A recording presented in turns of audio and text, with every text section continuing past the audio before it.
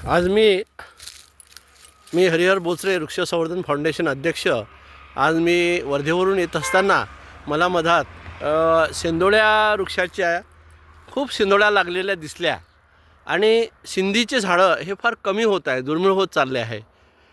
त्यामुळे मी या सिंदोळ्यापासून बीज संकलन करण्याचा प्रयत्न केला। पुष्कळशा सिंदोळ्या जमा केलेल्या आहेत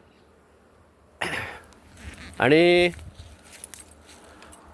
सिंदोळी ही अशी एक वनस्पती आहे की जिची सिंधी, जसं आपली नीरा, तर सिंधी नावाचं लिक्विड निघते आणि ते खूपच छान असतं, दुधासारखं असतं आणि औषधी गुणसुद्धा या सिंधीमध्ये आहेत।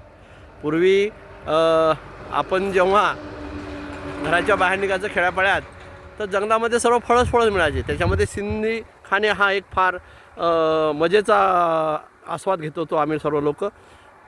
सिंधी झाल्या, बोरी झाल्या आणि सिंधीचं लहानशा झाडामध्ये बोंद्या बनायचे त्याला, ते आम्ही तोडूनसुद्धा त्याच्यामधली गाभोटी खायचे।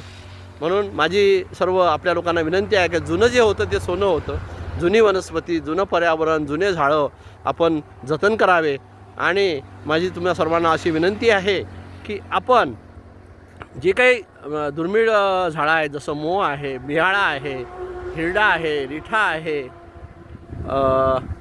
या झाडाच्या बिया जर आपल्यास मिळाल्या ते आमच्या वृक्ष संवर्धन फाउंडेशनला आपण द्याव्यात। त्याचप्रमाणे जी फळं आपण खातो, सीझनल फळं, त्याच्यासुद्धा बिया जतन करून आपण फळं खावी आणि त्याच्या बिया आम्हाला द्याव्या। जसे गावरानी आंबे झाले, याच्यासुद्धा बिया तुम्ही आम्हाला देऊ शकता।